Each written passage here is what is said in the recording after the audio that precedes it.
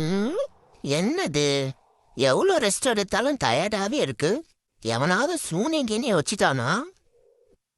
இங்க பேரு ஓனரம்மா, என் நகத்துல மட்டும் கைய வச்ச என்னடா பண்ணுவ? ஒன்னும் பண்ண மாட்டா. சோத்துக்கு நான் எங்க போறது? நீ என்ன வேணா பண்ணிக்கோ. அப்படி கான்ஃபரன்ஸ் கால்ல என்ன தாண்டா பேசிக்கிட்டு இருப்பீங்க? நாங்க என்ன பேச போறோம்? இதுதான் பேசுவோம். மச்சி, எப்படி இருக்க? நல்லா இருக்கியா? நான் எங்கடா நல்லா இருக்கேன்? கல்யாணம் ஆனதுல இருந்து கன்றாவியா இருக்கேன்.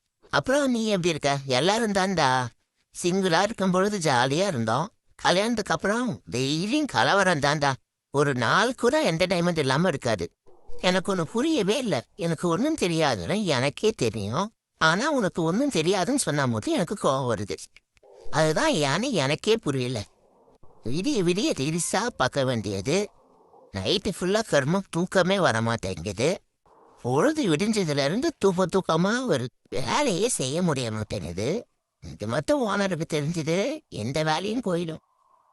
ம் இன்னைக்கு வெண்டைக்காய் குழம்பு வைக்கலாமா, கத்திரிக்காய் குழம்பு வைக்கலாமா?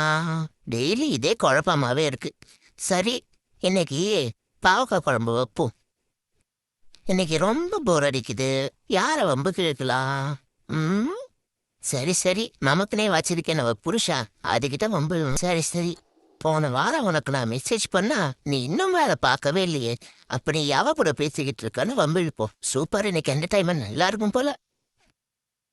ஹலோ, எனக்கு ஃப்ரெஞ்ச் ஃப்ரைஸ், பர்கர் அப்புறம் மில்க் ஷேக் வேணும். குருட்டு கபோதி, இது லைப்ரரி.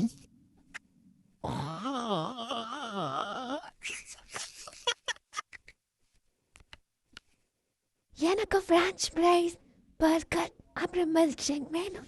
மூளையை கலட்டி வீட்டிலே வச்சுட்டா போல.